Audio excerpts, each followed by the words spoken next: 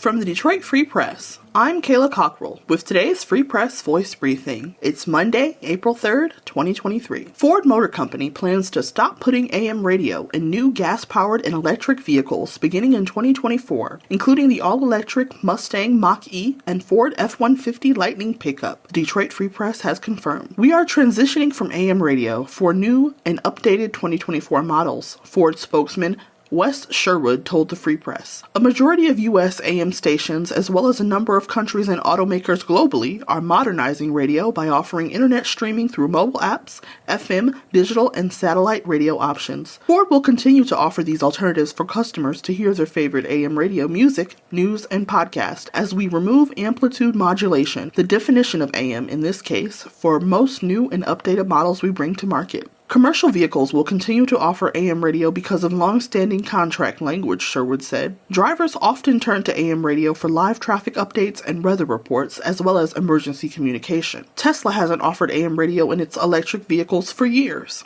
Alex Siciliano, Senior Vice President for Communication at the National Association of Broadcasters, said industry leaders are watching the change with concern.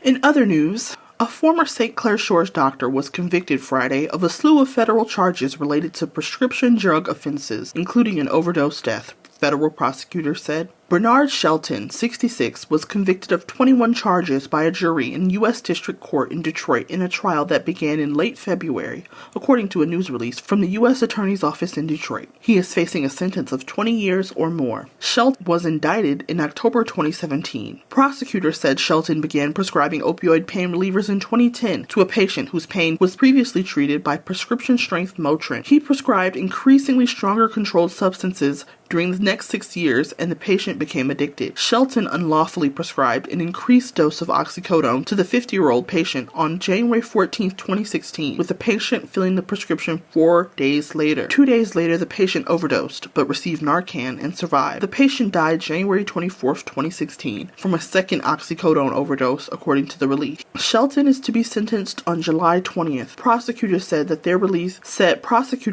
release that Shelton is facing a mandatory minimum sentence of 20 years in prison with a maximum sentence of life.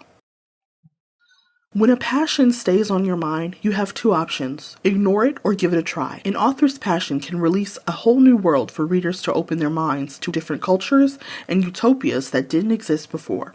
It took Denise Crittenden over 8 years to finish her now published novel, Where It Rains in Color. It was released in December 2022. The novel focuses on characters in an Afro-futuristic world who embark on a journey to find a cure when one of them falls ill, while also indulging in the beauty of this made-up society with African roots. The book picks up the mythology of the Dogon tribe of Mali in West Africa. What I want people to take away from this book is Africa and African people are absolutely beautiful, Crittenden said. That our African culture, I think, is often overlooked. It's filled with wisdom, power, and glory. It's such a rich and fascinating culture. I want people to develop more appreciation for African society, more of a curiosity. The protagonist of the book, 50-year-old Liliela, receives the title of Rare Indigo due to her radiance, but eventually falls into trouble once she's infected with a disease that leads her on a journey of trying to get it cured. The characters then start to make discoveries about the galaxy and her life, plus new powers as she attempts to cure herself. For more stories from the Detroit Free Press,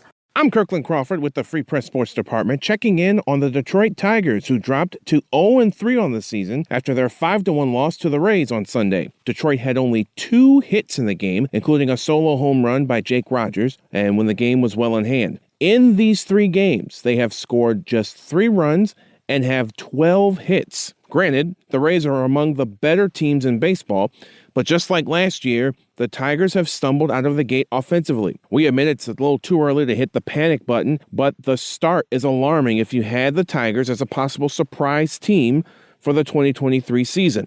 The Tigers are now in Houston for a 3-game set against the defending World Series champions. Then on Thursday, it's opening day at Comerica Park. But will the Tigers have at least one win by then? For more stories from the Detroit Free Press, be sure to check out freep.com. That's FREEP.com.